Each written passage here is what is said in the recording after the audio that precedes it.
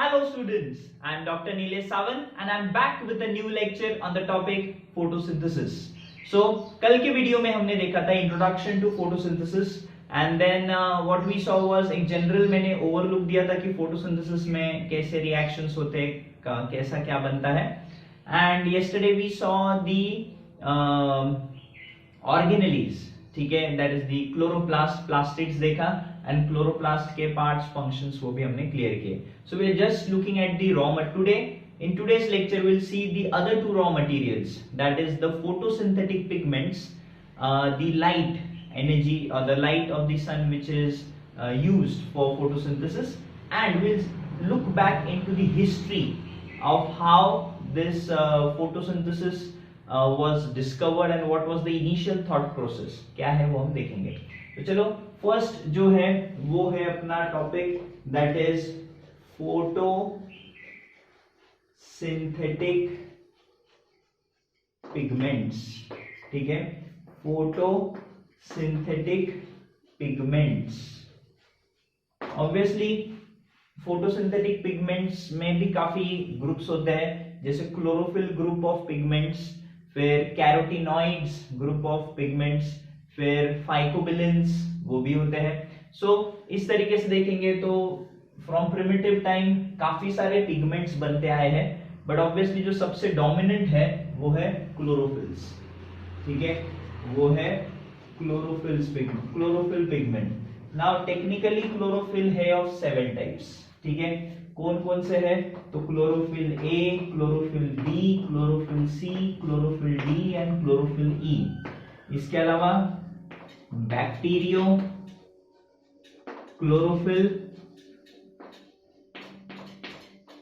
And bacterioviridin. ठीक है, so these are obviously ये बैक्टीरियाज में पाए जाने वाले क्लोरोफिल है, एंड ऑब्वियसली ये बाकी के प्लांट्स में ज्यादातर देखने को मिलेंगे.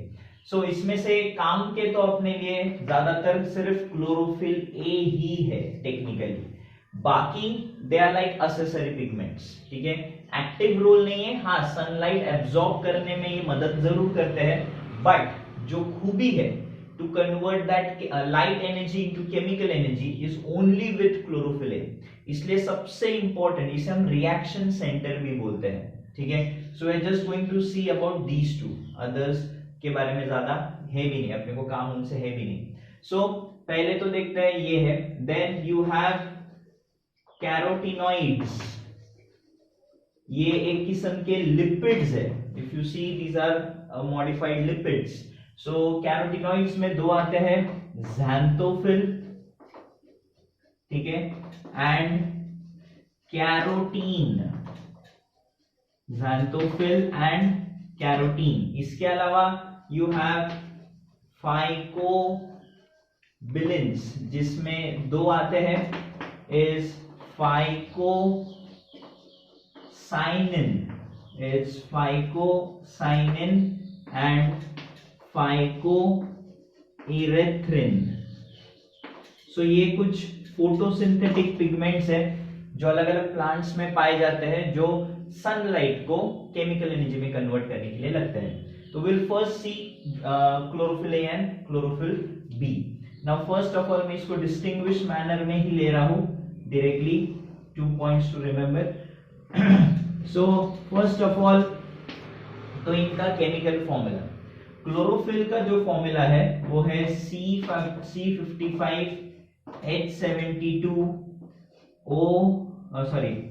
N4O5Mg.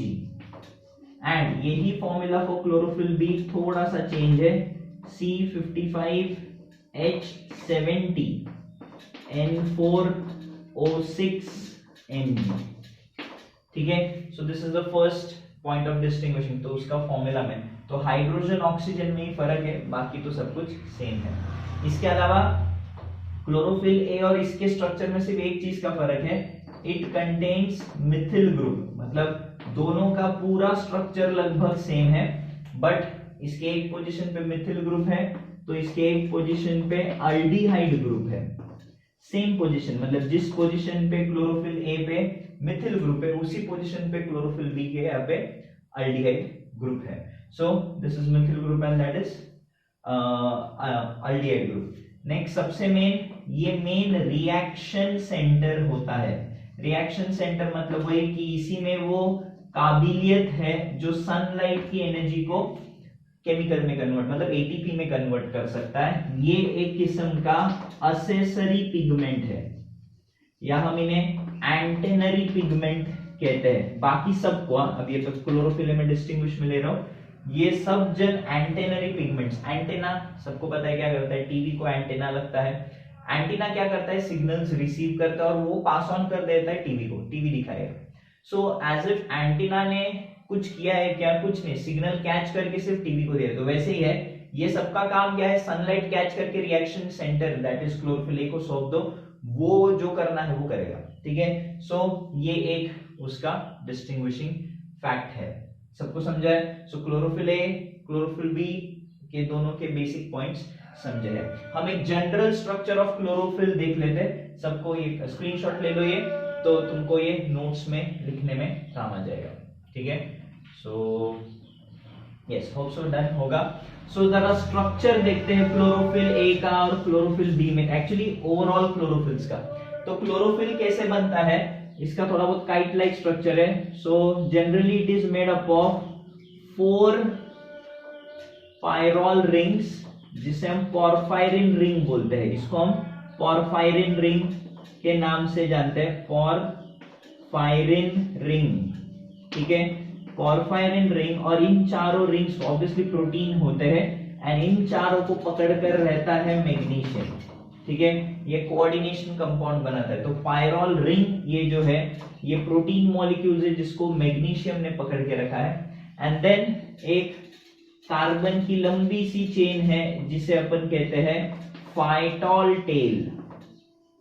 ठीक है. ऑब्वियसली ऑर्गेनिक है तो it will be only soluble in organic solvents. पानी वगैरह में ये घुलने वालों में से नहीं है. सो सेंटर में मैग्नीशियम, 4 पायरॉल रिंग्स को मिलकर अपन टोटल पोरफायरिन रिंग्स बोलते हैं एंड फाइटॉल टेल तुम्हें वहां पे मिलेगा. So it looks like this, a kite shaped उसका स्ट्रक्चर है. मैंने बताया था क्लोरोफिल ए है तो एक सर्टेन रिंग पे मिथिल ग्रुप होगा, क्लोरोफिल बी होगा तो उधर ही सिर्फ अल्डिहाइड ग्रुप उसको अटैच्ड होगा.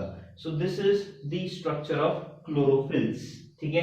होप सो सबको समझा है. सो इस दुनिया के जितने भी फोटोसिंथेटिक ऑर्गेनिजम्स है, फिर वो प्लांट्स मतलब यूकैरियोटिक तो सभी यूकैरियोटिक सेल्स में क्लोरोफिल ए मिलेगा ही मिलेगा क्योंकि उसी में काबिलियत है.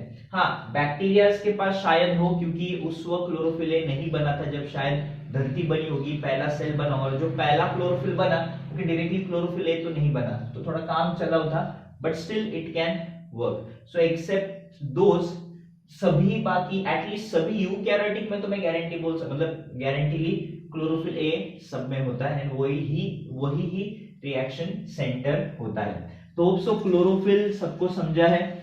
एंड ऑब्वियसली सबको पता है ग्रीन दिखता है, इसका मतलब ये ग्रीन लाइट सिर्फ एब्जॉर्ब नहीं करता क्योंकि इसलिए तो हमें ग्रीन दिख रहा है. जो लाइट वो एब्जॉर्ब करेगा वो हमें क्यों दिखेगा, जो रिफ्लेक्ट करेगा वो दिखेगा, इसलिए इट लुक्स ग्रीन. नेक्स्ट आते हैं कैरोटीन्स. नाउ बाकी जितने भी ज़ैंथोफिल, अब ज़ैंथोफिल का स्ट्रक्चर जो है उसका chemical formula it is C40H56O2 and carotene and obviously we know this is yellow in color.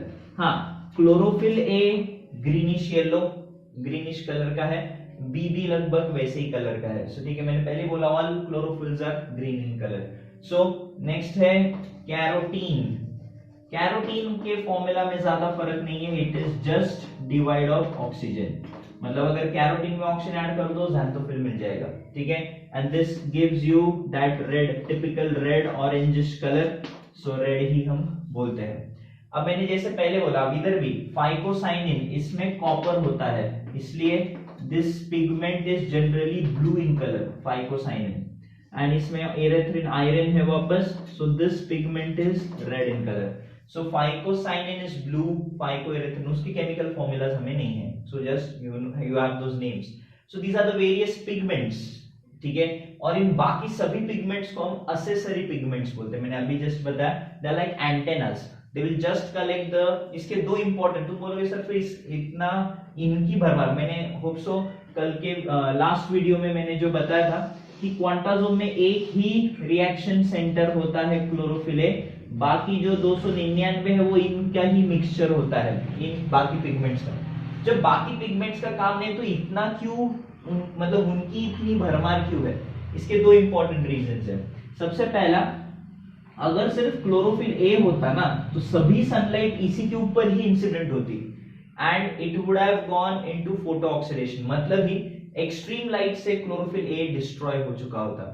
पर वो जो एक्स्ट्रा गर्मी है वो सब ये सब सोख लेते हैं, ठीक है। They absorb that extra energy of the sun and store within it till chlorophyll A is ready to receive it and convert it. So it helps to protect the chlorophyll molecule, खास करके chlorophyll A. So these are actually performing a very important function is to protect chlorophyll from getting over oxidation, मतलब overheated होने से बचने के लिए ये सारे पिगमेंट्स है। प्लस ऑब्वियसली एंटेना मॉलिक्यूल्स, क्योंकि मैंने बताया इनमें कोई काबिलियत नहीं है कि लाइट को केमिकल एनर्जी में कन्वर्ट करे, वो सिर्फ ए के पास है, क्लोरोफिल है। So they are just like antenna molecules. So सबको समझा है कि क्यों ये एक्चुअली कन्वर्ट तो नहीं करे बट इनका नंबर इतना ज्यादा क्यों होता है। The reason is this, photosynthetic pigments, hope so सबको क्लियर है। यहाँ पे फोटोसिंथेटिक पिगमेंट्स करके टॉपिक जो है वो होता है खत्म। अब हम नेक्स्ट रॉ मटेरियल की तरफ बढ़ते हैं जो कि है लाइट। नाउ ये एक चीज याद रखो, मैंने केमिस्ट्री के लेक्चर में भी बताया था स्ट्रक्चर ऑफ एटम्स में कि यहाँ पे फोटोसिंथेसिस में हम लाइट का पार्टिकल नेचर लेते हैं, we don't consider the wave nature. मतलब तुम अगर पकड़ते हो सन से लेके प्लांट तक, प्लांट के पत्ते तक, light travels in the form of wave, but जब भी तुम पत्तों पे या फोटोसिंथेटिक पिगमेंट्स पे जब तुम लाइट के असर को देखते हो, it is actually in the form of particle, ठीक है। हम यहाँ पे लाइट पार्टिकल जिन्हें हम फोटॉन्स बोलते हैं, हम वैसे कंसिडर करते हैं। तो फर्स्ट ऑफ ऑल हम देखते हैं लाइट, ठीक है। सो ऑब्वियसली अब जरूरी नहीं है कि सिर्फ सनलाइट ही चाहिए। अगर मैंने सपोज एक बंद कमरा है, उधर एक प्लांट है और मैंने बल्ब लगा दिया रेड कलर का, plant will still perform photosynthesis, उसको फर्क नहीं पड़ता। ही ओनली मतलब जो पिगमेंट्स है, लीव्स है, वो सिर्फ रिकॉग्नाइज करते हैं वेवलेंथ्स, ठीक है।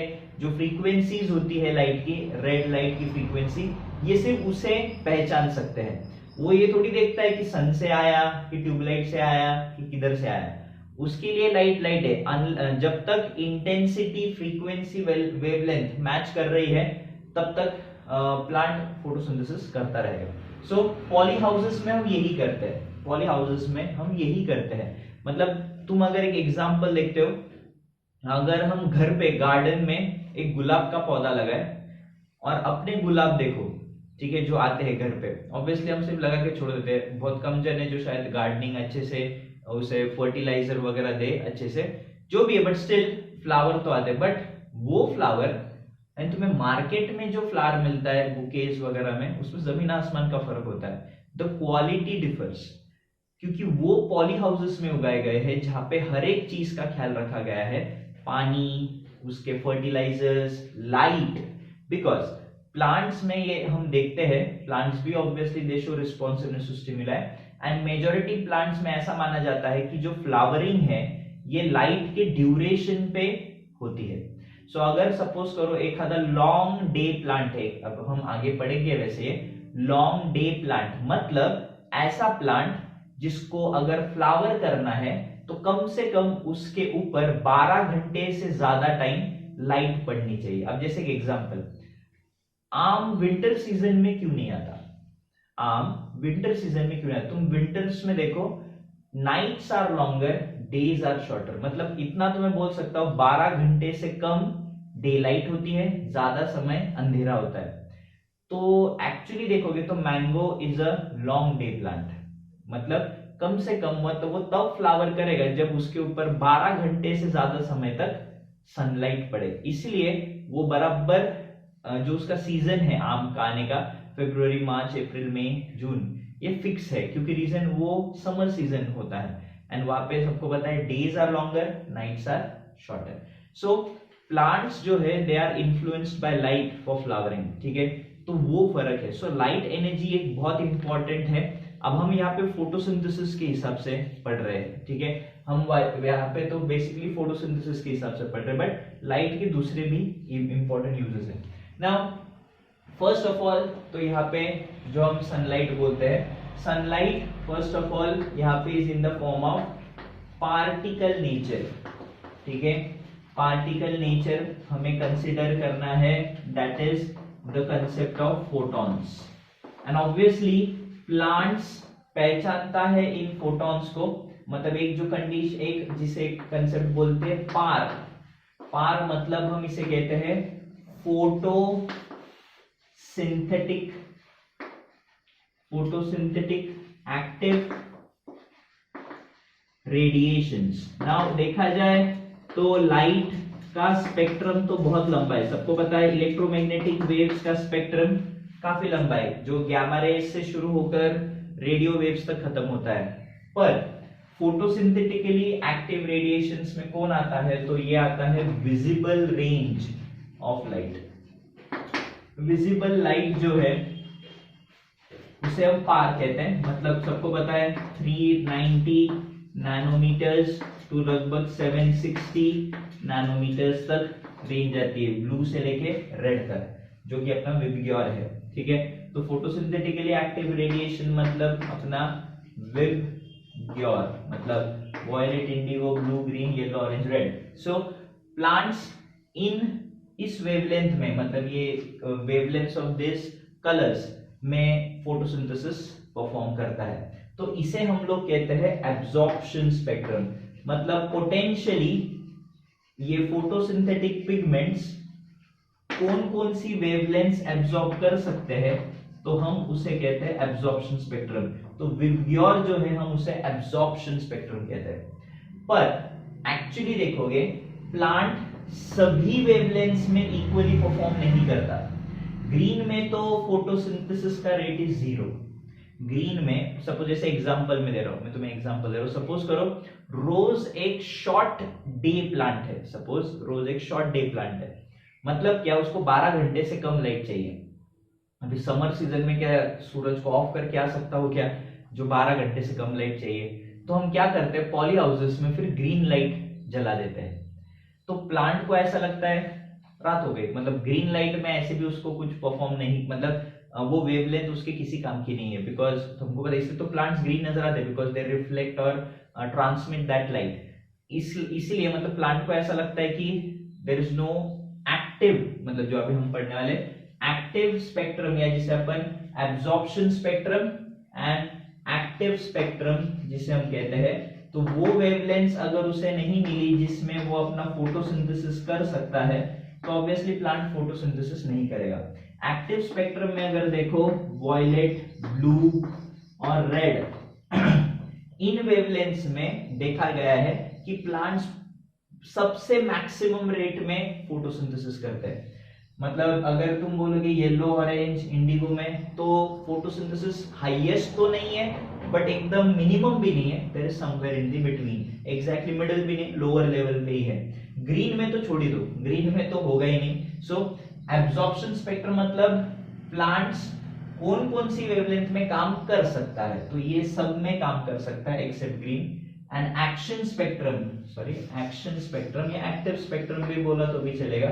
एक्शन स्पेक्ट्रम वो वेवलेंथ है जिसमें फोटोसिंथेसिस अपने पीक पे होता है, ठीक है, या मैक्सिमम हो सकता है, ठीक है। अब इसका मतलब ये बीच वाले कहाँ गए, एक्चुअली येलो, ऑरेंज, रेड ये दूसरे पिगमेंट्स एब्जॉर्ब करते हैं। xanthophyll, कैरोटीन हमने देखा कि वो लोग ये पिगमेंट्स मतलब बाकी पिगमेंट्स क्लोरोफिल बी, सी, डी, ई है, फिर हमने फाइकोबिलिन, फाइकोएरिथ्रिन्स देखे। सो वो ये बाकी स्पेक्ट्रम एब्जॉर्ब करके क्लोरोफिल को देते हैं, ठीक है। तो ऐसा मत सोचो क्लोरोफिल तो ऑब्वियसली ब्लू और रेड स्पेक्ट्रम में सबसे ज्यादा एक्टिव है क्लोरोफिल, क्योंकि हमने पढ़ा है वो ग्रीनिश येलो है, तो मतलब क्लोरोफिल ए बी जो है वो ये वेवलेंथ तो एब्जॉर्ब करते ही नहीं है, तो करने लायक यही बचा और यही बचा है, ठीक है। सो बोलने के लिए यह है कि एक्शन स्पेक्ट्रम और एब्जॉर्प्शन स्पेक्ट्रम, होप सो ये फर्क सबको समझा है। वो जन को ये नहीं समझता, एब्जॉर्प्शन स्पेक्ट्रम मतलब पूरे इलेक्ट्रोमैग्नेटिक रेडिएशन में से वो कौन से वेवलेंथ्स में सबसे ज्यादा एक्टिव है, तो विबग्योर, तो ये जो विजिबल लाइट का स्पेक्ट्रम है ये wavelengths, that is known as absorption spectrum. पर out of this absorption spectrum ये 3 वेवलेंथ्स में फोटोसिंथेसिस अपने पीक पे होता है, ठीक है, so that is known as action spectrum. Hope so सबको ये डिटेलिंग समझी है पार क्या होता है। सो एक चीज आगे हम देखने वाले हैं कि 8 क्वांटा या फोटॉन्स, फोटोन को ही क्वांटा बोलते हैं, होप सो सबको याद है। 8 क्वांटा लगते हैं टू प्रिपेयर 1 ग्लूकोज मॉलिक्यूल, मतलब पूरे फोटोसिंथेसिस में एक ग्लूकोज मॉलिक्यूल बनने के लिए 8 क्वांटास की जरूरत है। And you see the speed every 90 second में एक ग्लूकोज बनता है, ठीक है। तो एक क्लोरोप्लास्ट में अगर हम बात करें 90 सेकेंड्स में एक ग्लूकोज मॉलिक्यूल बनता है। अभी एक प्लांट सेल में कितने क्लोरोप्लास्ट होते हैं, ठीक है, एंड उसमें एक क्लोरोफिल ए से, मतलब एक क्लोरोफिल ए से पूरा प्रोसीजर होकर बनने में 90 सेकेंड्स। कितने क्लोरोफिल पिगमेंट होते हैं एक क्लोरोप्लास्ट में, ऐसे कितने क्लोरोप्लास्ट एक सेल में होते हैं, फिर एक लीफ में ऐसे कितने सेल होते हैं। तो एक लीफ भी देखो ना, एक सिंपल सारी बात है, ये एक शुगर फैक्ट्री है, ग्लूकोज की फैक्ट्री है। तो एक पत्ते से अगर इतना हो रहा है तो पेड़ पे तो बहुत सारे पत्ते हैं। So this is the actually energy output which is needed. MCQs के लिए याद रखोगे। लाइट भी सबको समझा है, okay, then will move on to the history, थोड़ा सा देखते हैं ऑफ फोटोसिंथेसिस। कुछ नहीं, 3-4 साइंटिस्ट के नाम याद रखने हैं तुम्हें, सो देखते हैं। नाउ सबसे पहले जब फोटोसिंथेसिस का पता चला, रिएक्शन तो हम सबको पता है, ठीक है, रिएक्शन तो हम सबको पता है, दैट इज 6CO2, ठीक है, 12H2O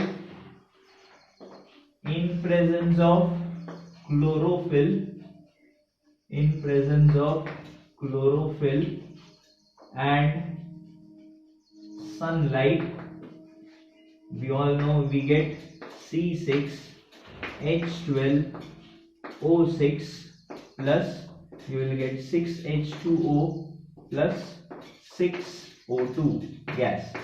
अब अगर हम इसमें देखें, ठीक है, एक्चुअल रिएक्शन, तो पहले साइंटिस्टों का ये मानना था, क्योंकि एक्चुअली कार्बोहाइड्रेट्स की डेफिनेशन ये मानी जाती थी कि they are hydrates of carbon, and इसलिए तो नाम कार्बोहाइड्रेट पड़ा है। इसलिए पहले साइंटिस्टों को ऐसे लगता था, ठीक है,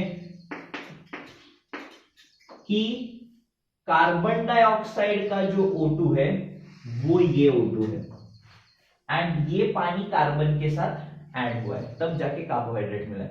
so the initial thought process of the scientist was that कि जो ये बाय प्रोडक्ट में ऑक्सीजन आता है ना, ये CO2 से आता है, पानी से नहीं, ठीक है। So this was the initial thought process. अब इसी बीच एक साइंटिस्ट दैट इज वैन निल ने एक कीमोसिंथेटिक बैक्टीरिया के ऊपर स्टडी कर रहा था। कीमोसिंथेटिक मतलब ग्रीन सल्फर बैक्टीरिया पे वो काम कर रहा था। सो वो जो है, ऑब्वियसली मैंने बोला these are chemo photosynthetic bacteria. So वो इंस्टेड ऑफ वाटर वो यूज करते हैं H2S। ऑब्वियसली सल्फर बैक्टीरिया बोला तो कोई सल्फर का कंपाउंड यूज करते हैं। And what he saw was, obviously ये तो बनाते ही है, ग्लूकोज तो बनाते हैं, but instead of oxygen it used to give byproduct as sulfur। and इसको इससे क्लिक हुआ, अरे फोटोसिंथेसिस में भी तो लगभग यही सीन है, ठीक है, ये भी अपना कार्बोहाइड्रेट बना ही रहा है, बट यहां पे भी तो CO2 यूज हुआ है ना। तो फिर अगर ऐसा है कि CO2 का O2 बाय प्रोडक्ट में आता है, इधर तो सिर्फ पानी की जगह H2S लिया है, तो यहाँ पे CO2 तो लिया है, तो एक्चुअली ऑक्सीजन बाय प्रोडक्ट में आना चाहिए, but to his surprise there was no oxygen over there. So from this he thought, or rather he was the first one to propose this। obviously he couldn't, उसने देखो photosynthesis में ये confirm नहीं किया, ये बैक्टीरिया में होने वाले रिएक्शन को देखकर he just predicted this और he just said this कि ऐसा लगता है कि फोटोसिंथेसिस में भी फिर ऐसा ही होता होगा। कि एक्चुअली जो ऑक्सीजन आता है वो वाटर का है, ठीक है, हाइड्रोजन इसमें ऐड होता है। Now as we all know ये एक anabolic reaction, but every reaction is a redox reaction. तो हम फोटोसिंथेसिस में ये मानते हैं कि CO2 रिड्यूस होता है, ये ऑक्सीडाइज होता है। याद रखो, ऑब्वियसली दिख भी रहा है कि अगर ये ऑक्सीजन पानी से आया तो removal of hydrogen is oxidation, and ये हाइड्रोजन इधर गया, addition of hydrogen is reduction. So CO2 is getting reduced, water is getting oxidized, so it's a combination of redox reaction। तो रियलिटी ये है, एक्चुअली जो बायोलॉजिकल ऑक्सीजन है वो CO2 से नहीं आता, वो एक्चुअली पानी से आता है, वो एक्चुअली पानी से आता है, ना कि इससे। तो ये पहली बार जो ये कॉन्सेप्ट हुआ करता था कि बायोलॉजिकल ऑक्सीजन CO2 से आता है, फर्स्ट टाइम किसी ने इसको गलत प्रूफ किया था। But this was not considered to be the ultimate proof since he worked on bacteria, he didn't work on the actual plants में अगर वो ये कंफर्म कर पाया तो भाई सही है। But when deal was the first one who triggered this idea कि भाई जो ऑक्सीजन निकलता है वो पानी से आता है, ना कि CO2 से, विद दिस एक्सपेरिमेंट। क्योंकि उसको H2S लिया तो सल्फर मिला, तो इस हिसाब से H2O का O उधर आना चाहिए था। अब ये था। आफ्टर दिस एक और experiment which led to confirmation, तो नहीं बोल सकते, बट विच श्योरली कंफर्म्ड कि भाई ऑक्सीजन पानी से आता है, वो था रॉबर्ट हिल का हिल्स रिएक्शन, ठीक है, रॉबर्ट हिल का हिल्स रिएक्शन। तो what he did was he टूक अ बीकर एंड उसने क्या किया, स्पिनिच लीव्स, पालक के पत्तों को क्रश करके उसका जूस निकाला और वो जूस इस पानी में डाला। ऑब्वियसली हरा ही जूस आया होगा, मतलब उसमें क्लोरोफिल रहा होगा, तो उसने वो क्लोरोफिल पिगमेंट इस पानी में डाल दिया। अच्छा, रिड्यूसिंग के लिए, टू शो दैट रिडक्शन भी होता है, उसने फेरिक साइनाइड सॉल्ट इसके अंदर डाला एंड उसने ये भी कर कुछ समय के लिए धूप में रख दिया एंड उसको कवर भी किया, ऑब्वियसली, ठीक है। एंड आफ्टर 2 आवर्स और 3 hours what he saw was कि यहाँ पे ऑक्सीजन, यहाँ पे बबलिंग हो रहा है during the process, he saw there was bubbling over there, यहाँ पे गैस कलेक्ट हुआ जो उसने बाद में कंफर्म किया कि वो ऑक्सीजन ही है। एक चीज और, before doing this what he did was, first thing he boiled the water. तो पानी में जितना भी O2 CO2 डिसॉल्व शायद रहा होगा वो निकल गया, और फिर उस बॉइल्ड वाटर को यहाँ पे डाला, उसको ठंडा किया, ठीक है। Then he introduce chlorophyll and then he sealed it back. इसका मतलब यहाँ पे कोई CO2 नहीं था, ठीक है।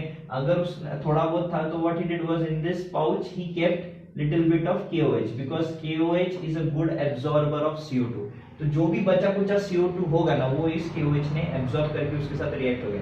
मतलब फिलहाल इस मीडियम में कहीं पे भी CO2 तो नहीं था। मतलब जो ये मानना था कि CO2 से ऑक्सीजन आता है, हमने CO2 रखा ही नहीं, हमने क्लोरोफिल डाला, हमने उसमें कुछ सॉल्ट्स डाले एंड ये उसने एक्सपेरिमेंट। तो after 2 hours what he saw was, यहाँ पे ऑक्सीजन कलेक्ट हुआ, यहाँ पे पानी में बबलिंग हो रहा था। सो इससे ये साबित होता है कि ऑक्सीजन पानी से आता है। अब वापस तुम अगर देखोगे, actually it was not confirmed through the photosynthesis. ये उसने यहाँ पे लैब में बाहर मतलब इसमें उसने वो मतलब कंट्रोल्ड एनवायरनमेंट में उसने किया था। सो इससे ये तो कंफर्मेशन होता है पानी से ऑक्सीजन आ सकता है, पर भाई पेड़ों में भी ऐसा ही होता है, ये किसी मतलब साइंटिस्ट इसको मानने को तैयार नहीं थे। मतलब इसने ये तो प्रूव किया कि पानी से, और ऑब्वियसली वहां से जो फेरिक सॉल्ट था वो फेरस में कन्वर्ट हो गया। मतलब इतना है कि जो ये ऑक्सीजन बनता है, लिबरेट्स इलेक्ट्रॉन। लिबरेट्स इलेक्ट्रॉन मतलब क्या, ये ऑक्सीडेशन दिखा रहा है, ठीक है। और ये इलेक्ट्रॉन काम आएगा टू रिड्यूस CO2, और वो ये कुछ कैरियर्स के जरिए उसने कंफर्म किया। सो ऑक्सीडेशन होता है, ये उसने प्रूव किया एंड ये था। And at the end Robert hill experiment के बाद रूबिन एंड केमिन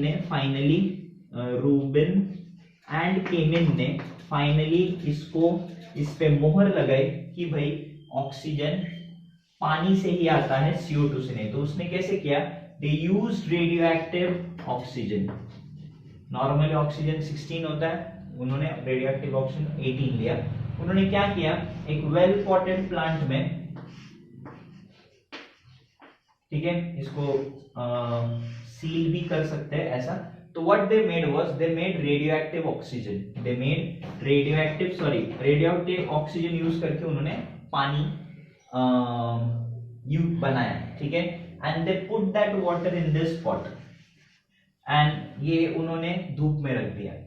थोड़ी देर बाद जो ऑब्वियसली प्लांट्स फोटोसिंथेसिस किए, ऑक्सीजन इन्होंने जब दिया, तो व्हाट दे नोटिस्ड वाज कि ये जो ऑक्सीजन आया है ये रेडियो एक्टिव था। प्लांट में कहीं पे भी रेडियो एक्टिविटी नजर नहीं आई, मतलब जो ऑक्सीजन था वो श्योरली बाहर है, इसका मतलब पानी से ही निकला है। टू कंफर्म इट राउंड उन्होंने CO2 भी रेडियो एक्टिव बना, मतलब वो रेडियो एक्टिव ऑक्सीजन वाला नेक्स्ट एक्सपेरिमेंट कंफर्म करने के लिए अब पानी नॉर्मल लिया। अब this time round water was normal, यहाँ पे CO2 वाज नॉर्मल। अब पानी नॉर्मल था एंड कार्बन डाइऑक्साइड जो इस मतलब इस कंटेनर या इस जोन में जो डाला था वो रेडियो एक्टिव CO2 ही डाला था। And what they noticed was कि पत्तों से रेडिएशन आ रहे थे, मतलब obviously CO2 got converted into glucose starch, और वो कहाँ स्टोर होगा, पत्तों में। पर जो बाहर ऑक्सीजन था वो नॉन रेडियो एक्टिव था। सो फ्रॉम दिस दे कंफर्म्ड कि जो ऑक्सीजन आता है वो पानी से आता है एंड कार्बन डाइऑक्साइड ये रिड्यूस होके ग्लूकोज में बनता है। तो होप सो सबको ये हिस्ट्री समझी होगी ऑफ फोटोसिंथेसिस अल्टीमेटली कैसे हम लोग समझते हैं। अगले वीडियो से हम देखेंगे light reactions. Till then guys, hit the like button, subscribe the channel, see you letter.